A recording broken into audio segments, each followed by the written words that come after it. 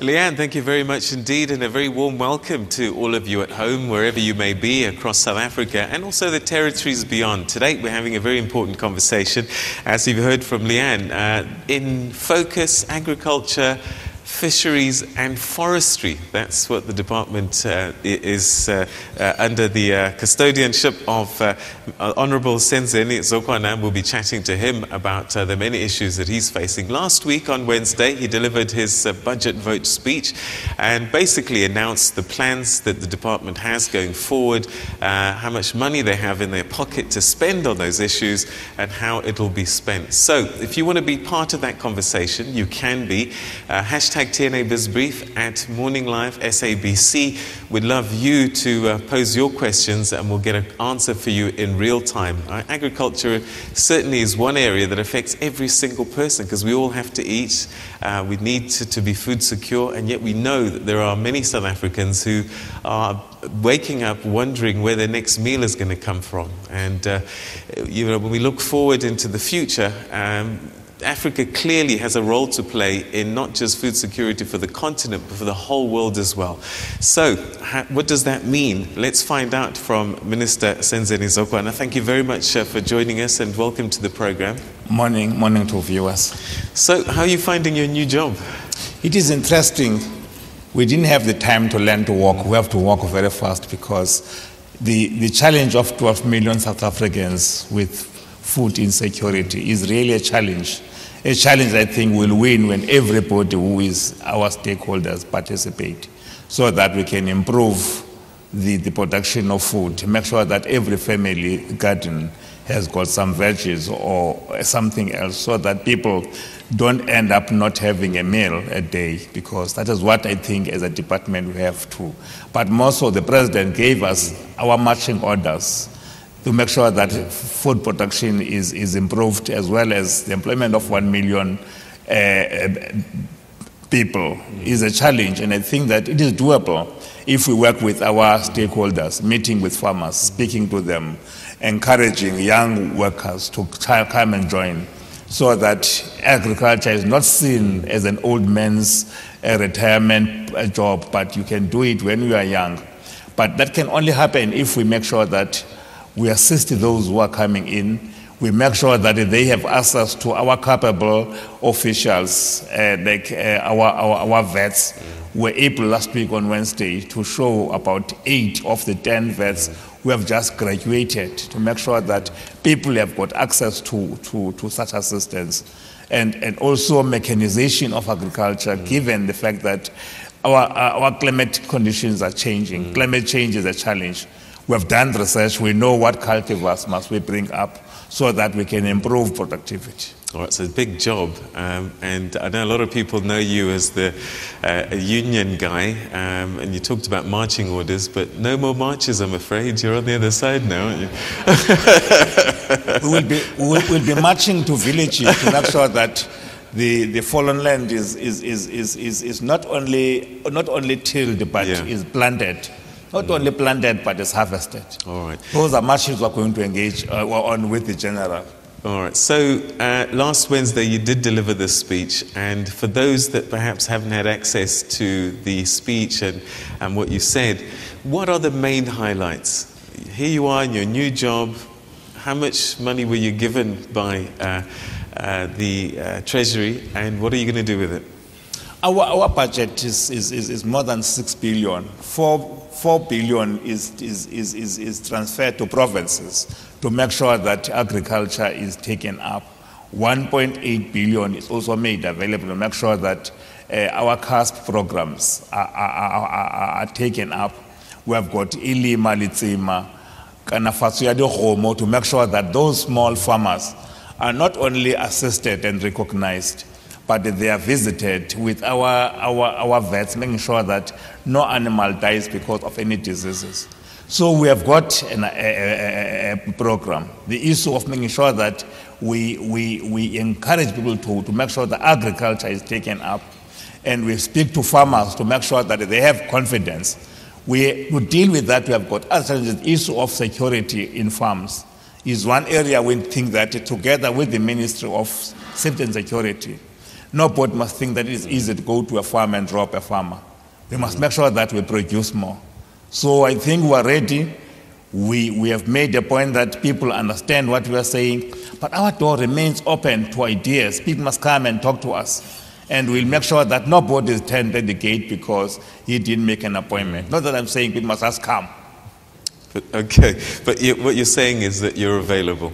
We are available at all times. We've been talking quite a bit already, and agriculture seems to be coming up as the main part of the conversation, but you do have responsibilities to fisheries and forestry. What did you say in your speech about those two departments? I would like to say, South Africans, it is cool to eat fish. Fish is healthy, and we must make sure that our fishing industry is protected. Only those who are licensed to go and fish. We know there are challenges in terms of allocation of rights to small-scale fishermen and fisherwomen. We must make sure that when everything is done accordingly, we will make sure that our coastal area is protected, to make sure that people have access to a meal. And the fishing industry can play a major role in job creation and also to make sure that people can make money as fishermen. We believe that the industry needs some transformation, but that will be done by engaging the stakeholders to make sure that those who were not in the big part of it are nearly introduced to it. So as a department, we are ready. I think that we have spoken to our state advisor, so that where there have been cases that are in court, we deal with those, we meet with those who have gone to court. We try to find the middle ground so that people can have confidence that the fishing industry is there. Of course, we know again that with the global climate change, there are challenges. That's why last week on Saturday, we're launching Operation Pagesa, which will focus more on the ocean's economy to make sure that what we could not get in the sea, we're able to farm in our own yards. We change our swimming pools into fishing ponds. It is doable, and our department will make sure that our people are ready to make sure that they assist those who are coming on board. With that assistance, people will fail.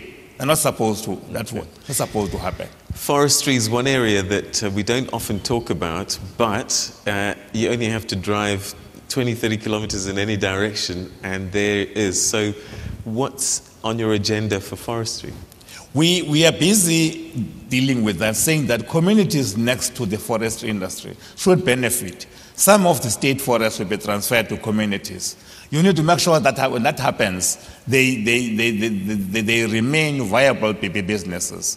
It can create jobs. We have to plant new forests because we can't rely on the old ones. So it is an area that we're focusing on. And luckily to this morning, we do have our DDGs. I can see one of them is from that department. In the time of questions, I will call upon them to assist. I've got General Bheki, Cele, the Deputy Minister. Together, we're working as a team. We don't believe that we can be defeated by any kind because this country is proud that we have been able to deal with the scourge of racism. We can't therefore sit back and watch when 12 million people have no access to food security.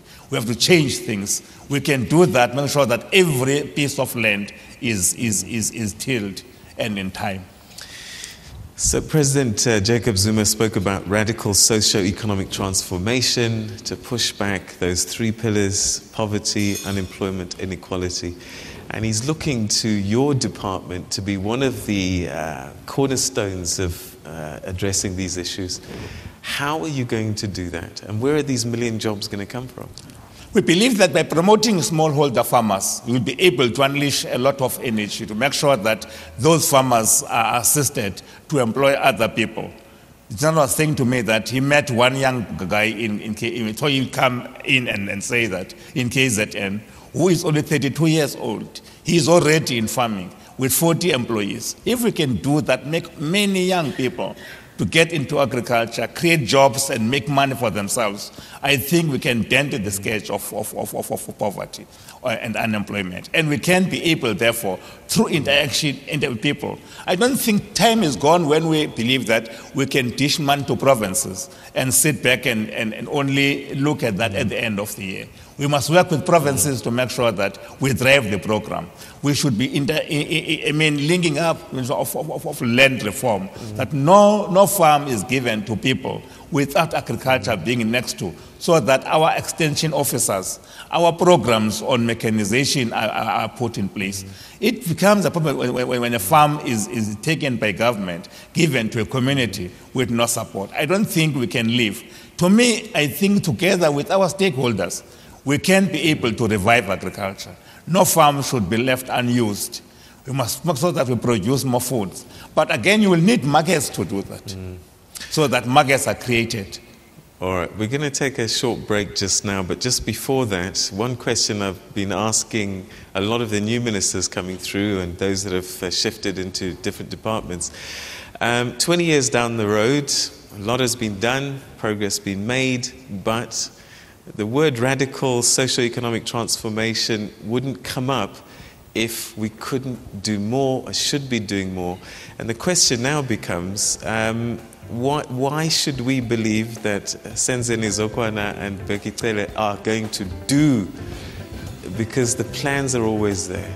You know, at this time, beginning of a new parliament, new era, the plans are always there. How can we be certain that you're going to actually do stuff? I think one angle that will make us succeed is to be open to people, is to leave our post offices and be in places where people are doing work, to meet with farmers, to meet with young entrepreneurs, to engage them, to make sure that the resources that are given to people are given, and make sure that each and every cent that has been deployed is being used correctly. We will win when we feel the parts of our people who are deployed to do work. We must change the style where it is difficult to meet with a minister. It is difficult to visit areas. Already, I think that we have to go back now to people and ensure that we talk to them. We give them confidence. We deploy our resources, be it financial or otherwise. But we only win when people are coached. We need to create mentorship. We call upon big farmers to say, you have been in the industry, you know its problems. Can you assist the small guy next to you? Together, therefore, I think that we can drive this. We are committed. But again, this is not a request by the president. It is a demand. Ours is to make sure that if we want to remain ministers, we can be only if we do our work. And we can do work through people.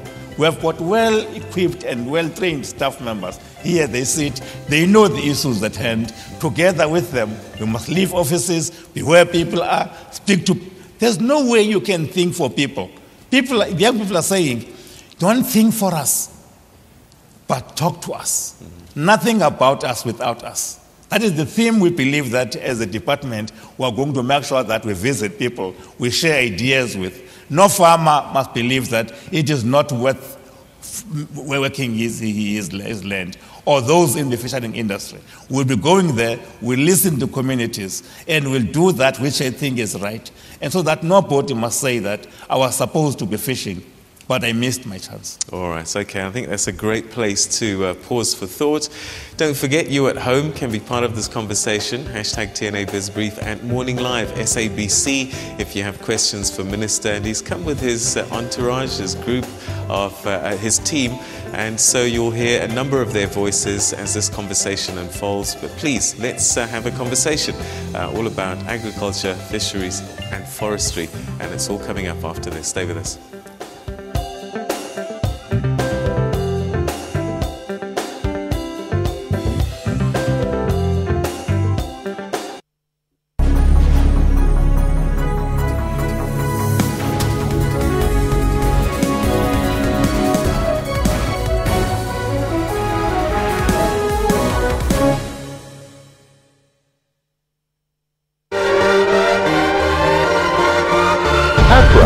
Is a beautiful city of contradictions.